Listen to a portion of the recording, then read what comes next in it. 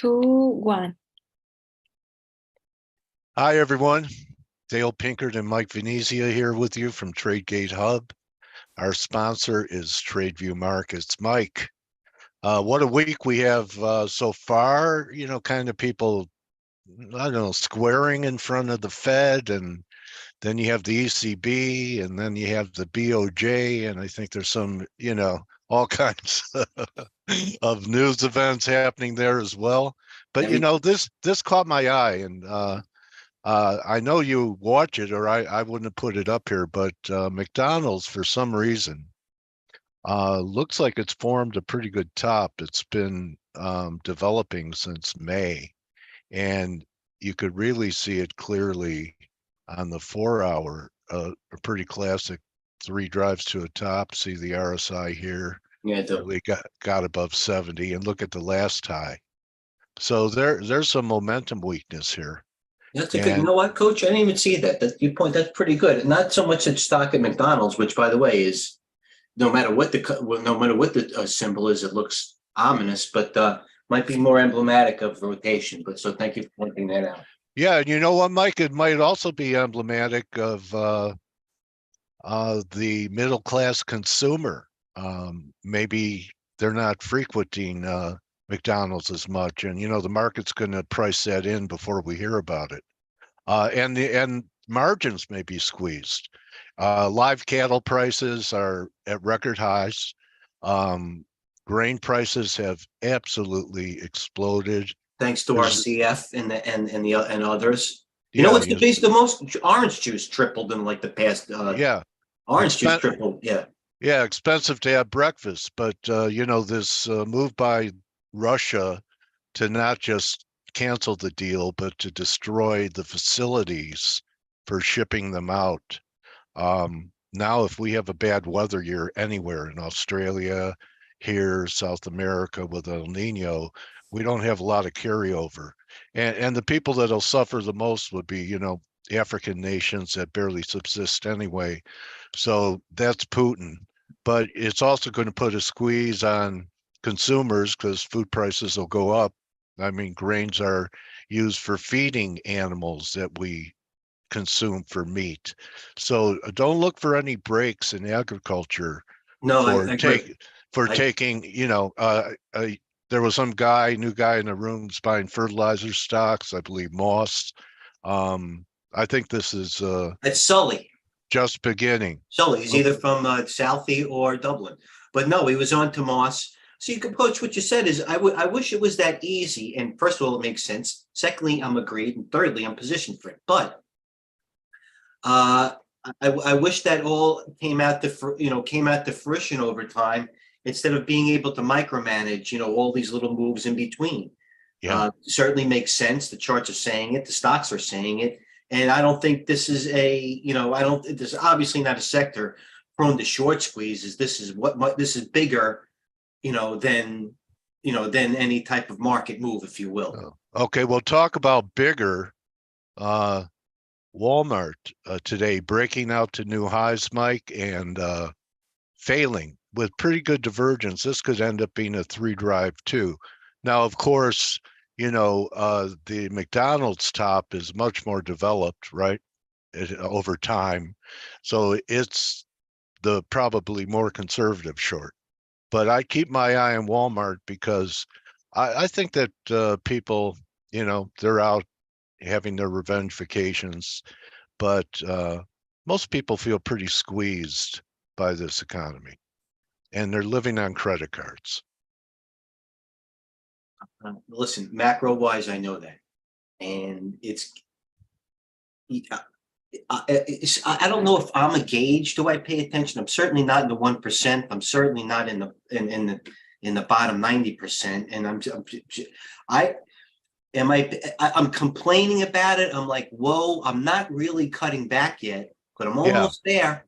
I'm almost to the point where I'm cutting back at a principle, because over time it might make, it's like leaving your runners. Don't pay attention to the first and the last 8. Now I'm paying attention to the middle, which is prices myself, if you will. So So I mean, if we're noticing it, So anyway, the dollar is continuing its bounce from last week. I talked about I thought it might pull back after getting to par 50 because that was the big breakdown. Remember, everyone was saying the dollar, that's it. It's the end of the reserve currency again when we had this action here, broke this double bottom, and here we are above the breakdown.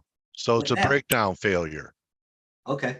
Where would you look to enter that previous double, that base of what?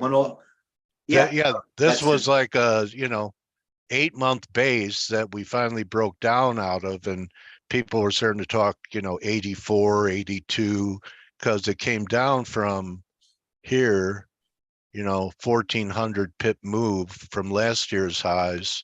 So they figured under here you could tack in 14, and that's how they get 84 and so forth. But the fact that it fought its way back in 2 weeks makes me want to buy weakness in the dollar. So if the ECB does something to generate a rally in euro, maybe back towards 111.80, something like that, 110.80, you have to go short term to look at these things. It's going to need some time. It's going to need a little bit of time to rest, Coach. I don't like the way it made that big move. Listen, I like it to buy the dip, but the way the dollar made that big move up, you have to see some sort of absorption. Yeah, I would want to buy it down here. Yeah. See, I'm not saying buy it here. No. I'm clarifying myself. I'm actually writing these down. But I'm betting that these are the lows. So, if I get a fib trace down here, I'd be buying it. My preferred short would be cable, because cable was weaker than euro on the way down. I'm figuring up around here, 129, 130. I'll give it a shot. Forex. That's great. If you don't have a TradeView demo, especially Coach, you're very consistent, but trading at a high level. So yeah, today myself. So get a demo. Today, right in the room, I don't really want to position myself in the end because we have BOJ Friday, and that's a red number. But just on the third, so I've lowered my TFs, Mike, for this week with all the news. And I have no. It's a smash and grab almost until the Fed, Microsoft, Google. You said Thursday the ECB, ECB, and then Friday BOJ. So just smash and grab. There's much volatility. You see what's going on here with time frames of 6 hours each, if you will. So for my entry in the main room, posted in the main room from 41.58, you have 58 pips made right here. You could take partials and then just put in BE stops, and the worst thing that happens is it worked. So that's my view going into the Fed. I mean, all bets are off for me. Everyone thinks they may pause. I don't think so. I think they're saying they'll hike and then they'll announce a pause. I think his narrative, Mike, is going to switch because let's face it, he's had some success with inflation in bringing it down. So what's his rationalization for continuing to tighten? He's going to say too much growth. Now it's going to change from inflation being the problem to too much growth. Well, you know what? I'm sorry. So I don't think it would be so bad. I mean, I know what's wrong with non-inflationary growth, but it ties into seasonality. People have had plenty of time to take some off before the table, as he should, and they should be aware, and he's aware. So come on, you know what I mean? Let it adjust. You know what I'm saying? Yeah. So I'm interested every time I get a chance to talk to you, to find out, what's working, what the Wiseguys are doing before the Fed, and I'm going to turn the screen over to you, partner, and you could run us through what's working, what isn't, sweeps, Wiseguy. Okay, Jesus, we even bring a little religion into it. It's like it's my grow up again. It was old Catholic school and Wiseguys. It's still is Jesus and Wiseguys. You know what I mean?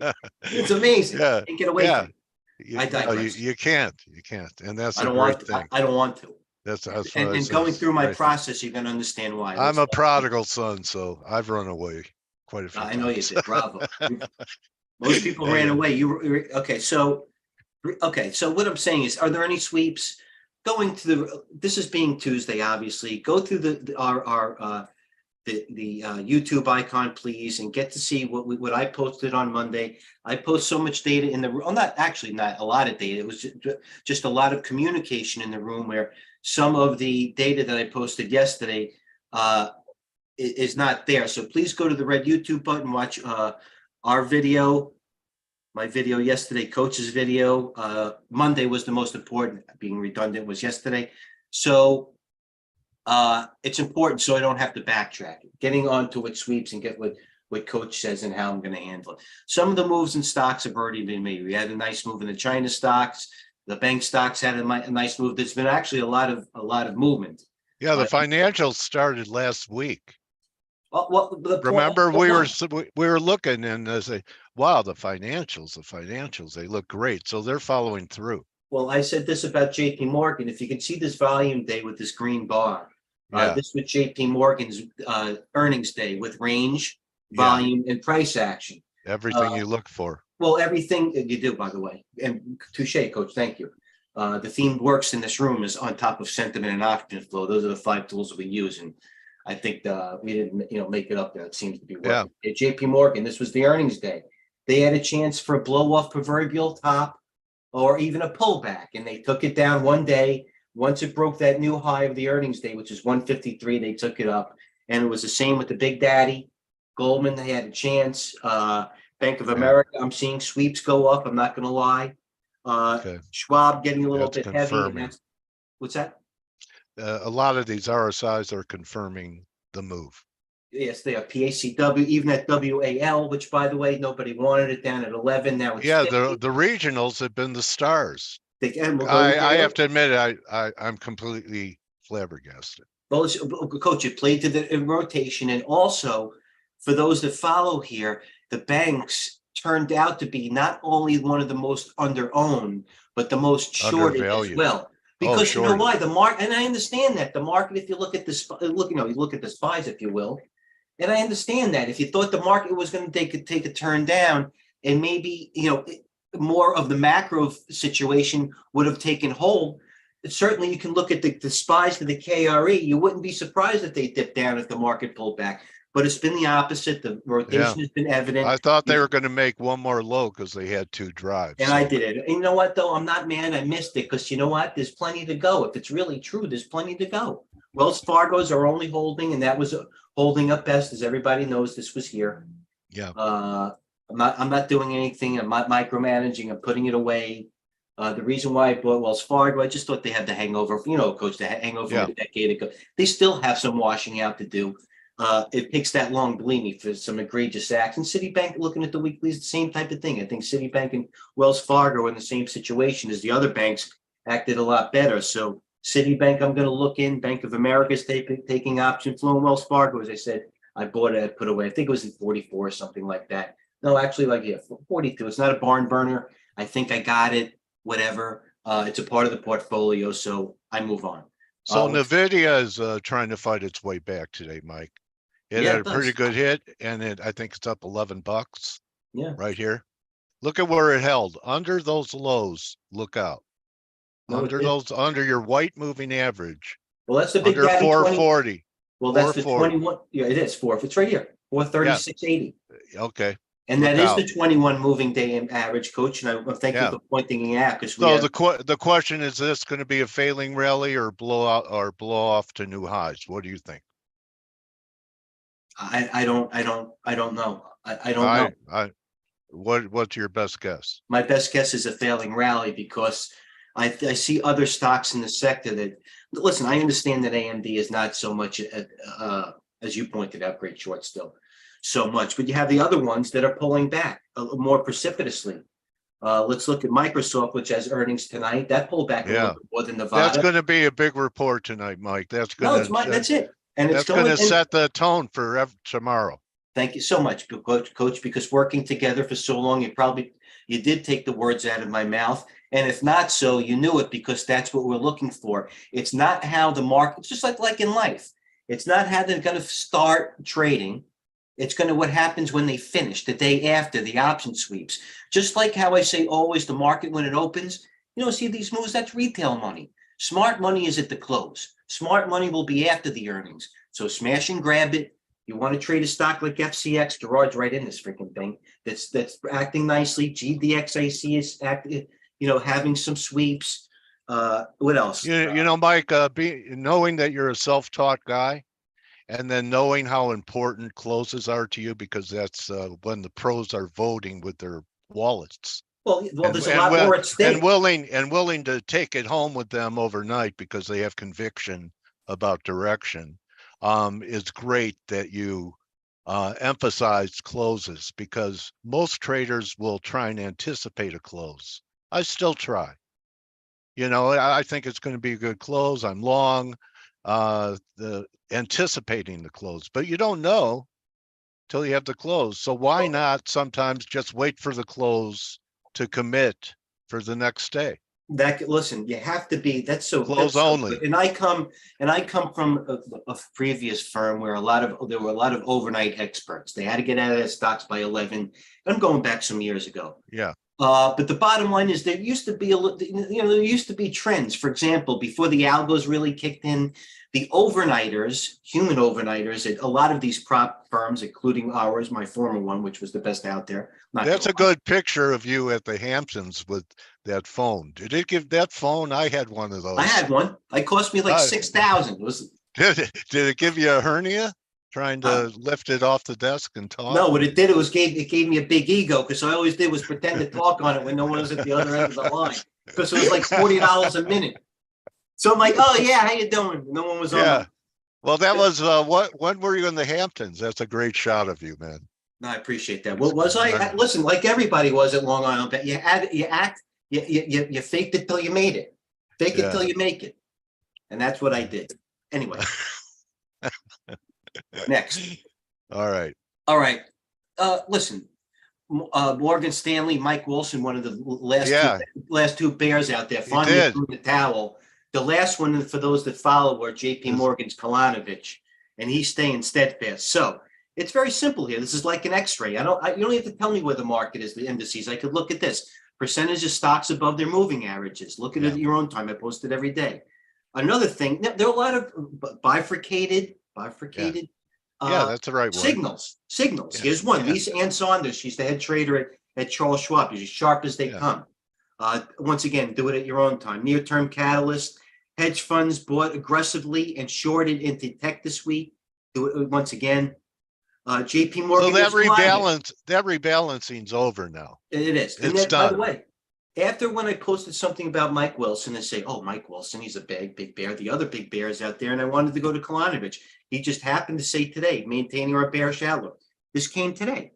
So, once he capitulates, it's a little better. So short-term sentiment, which is more smash and grab. Kalanovich and Mike Wilson are a little bit more sentiment and macro, as everybody should know. Bank of America's risk, go Jim Cramer. I say it almost every day. Here you go.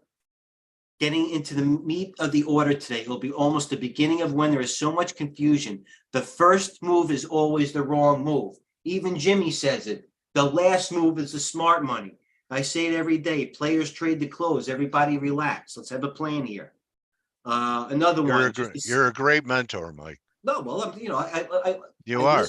I'm telling you, man, people are missing out on really learning.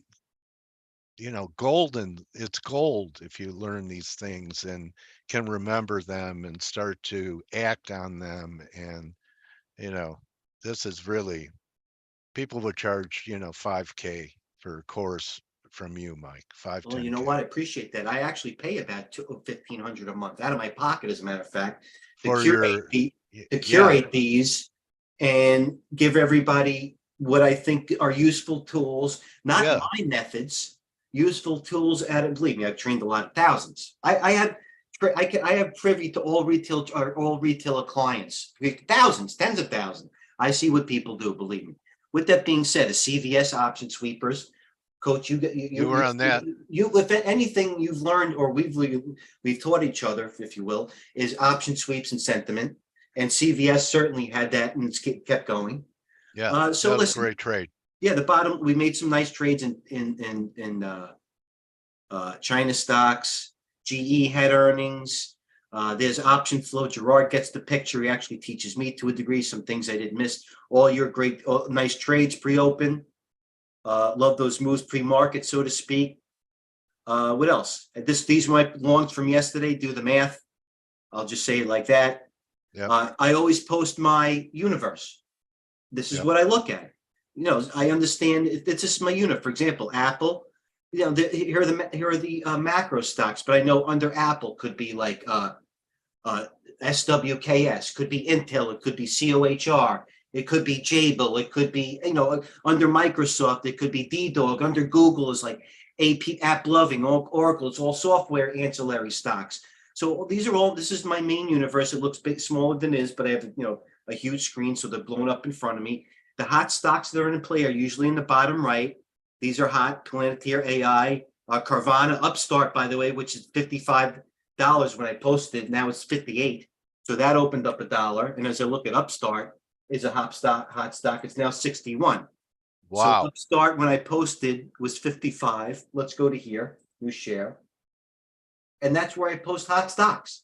So Upstart this morning was actually pre-market was 50. Actually, it was below that. Oh, it's actually 55. I'm sorry. He was Upstart pre-market. It's a hot stock. I shared my screen. You look up at 62, and it should be a hot stock because it's short squeeze. It looks almost like Riven does. It's Riven. What's Riven? It's still in that flag. It's still in that flag. That's okay. From But Tuesday. for a stock, it's got to still absorb that move, Coach. You want, Yeah. If the fact that it hasn't pulled back $1 is more bullish than I know. out there. I know, but it's starting to look, you know, like the flag's starting to get a little bit too long. But that's okay. I want everybody, let them shake it out. You want a long flag. Let them shake it out. The longer the base, the higher the move. Yeah, that's a hell of a base. Let's keep that in mind. All right. I'm not bearish. I'm Oh, just saying, no. I'm just surprised it's still in that formation. It looked like it was ready to come out of it. So it's not ready. You never know when they're ready, do you? No, you don't. But that's why I don't want to make an excuse. My plan is I'm sorry. You know, I have higher aspirations for this flag, even but I have higher situations. Why is that? I know. I saw the chart. It's almost a they're potentially a double from here. Well, they're buying options, Coach. They're buying options every single month going out until the next year and a half. Wow. So that's anyway, conviction. Yeah. It is conviction, and I put my money where you know. Anyway, before the market opens, these are the most active stocks. NIO, how about my NIO sale? I had a lot of NIO. I had so much I'm not even going to say it to be obnoxious. NIO, buying it more. Oh, this is NIO. I'm sorry. NIO, I'm punting NIO. Closed at 1173, opens at 1273. I said, whoa. So I'm selling it. I bought a little bit more. I held it to the gap, and I sold most of it basically at that gap here. Now it's a lot lower. Don't get me wrong. Now it's $1 lower. I had, you know, a lot of shares. So price range action. The chart told you so, and we'll move on. But I also wanted, regardless if I was in the stock, what I post this morning are stocks with the most active that had a lot of volume. AMC, Hughes, Tesla, General Motors. As I posted several times in the room, was positive to negative. That had an ominous reversal. So General Motors this morning, all right? Wow. Trading up $1 pre-market. The high on General Motors was 40.51, I believe. What a fade. So it pulled back. Then they dumped it to 37, which I pointed out, I believe was the 200-day, if I remember correctly. It was barely. I'm not saying I would have bought it, but you have to have a plan. They dumped it. They did the rip, then they did the dip, and then the rip. Now it's yet to be determined. Now the smart money, like we say, takes over later in the day. They're going to go home short from what I saw on that daily. Okay. You know what? It is what it is. That's a market on the verge of a breakdown. Okay. A nervous breakdown. Well, for anyone who's I certainly listen. It's not a barn burner at this point. It had its moves, like McDonald's, and you know, it's more. It's going back to its base. Well, I'm more interested in what happens on a macro level. So that's important. I'm not going to trade it if it does. Wow, American names: GM, McDonald's, maybe Walmart. How about Spotify? Wow. Look what Spotify did. Spotify, this is almost Oh like my this is God. almost like a Jerome Powell situation if he does something with rates. You know what caused that? What's that? Your karaoke career? No, but they put a few of my interviews on Spotify. It destroyed their credibility, and they Oh. sure. Well, then they must be going along Telegram, because the whole marketing team's pushing me on Telegram. And we're getting much more viewers than ever. But there's Spotify. It's almost like with Powell's. They gave you a chance to get out of it. I mean, the freaking stock 6 months ago was 73. You don't want to take off 180? You know what I mean? So that might be naive or greedy, bro. That's the only way I could describe it. Well, let's look what happens tomorrow You don't afternoon. book anything. All right. So we have Microsoft tonight. Yeah, that's it. That's the ball game. We got Google, and we got the Fed on the third. So this is what I'm saying. Let me leave it with this as I go back to TGH. You're saying some of these overnighters used to build at 2:30 p.m. and then they would anticipate a good or bad close predicated upon breadth, volume, the market trend. And then if they had losers and they started adding to those losers by 3 o'clock, if they had a loser, and God forbid that trend didn't work overnight, then they had to double the loser. So if you're going to start early, start small, have a plan, and you certainly want them to close strong, because if they're going to close strong with volume and they open down the next day, whether it's algo, whether it's me, you, anybody, they usually go back to them right away to give you an out. Whether they work or not, you want some forgiveness if you're wrong. And that's what the good closers usually do. Wow, that is another pearl. You need to write a book. Here's 3M. Had earnings today. More, maybe like GM. Is this a short squeeze or is this something different? 3M, nobody wanted that. Looks like the opposite of GM. That looks like the opposite of GM. It looks what? Now you'd want to buy this, correct? Right. Yeah. Correct. And this especially is if it closes like that. Correct. Yeah. So that's your pairs trade. Right. Well, they're both in the Dow. At least 3M is still in the Dow. Is it still? I don't even know anymore the poor thing. But those are two stocks that are in at least every boomer fund that you have to kind of watch and see how they do. So I'll leave it at that. Mike, I learned a lot from you today. I appreciate that. I know you ought to write about. I'm serious. You need to write a book. Well, the statute of limitations hasn't passed in some certain areas, Coach. But when they do, all right. How about a course? Videotape course. Oh, this is one. We give one every day for 45 minutes. I know, for free. Okay. Anyway, we're real capitalists. I think we're going to win the Nobel Peace Prize for humanitarianism. I would just happy. It's just like everybody says. I'm happy. I would be happy to be nominated. Okay. Mike Venezia, everybody. All right, cheers. Good luck. Well, I'm posting the earnings in the room. Go watch Coach's video. He did it right before we came on here. TradeGATEHub YouTube channel. Get to know us. Thanks, everyone. Have a see you in the room. Adios.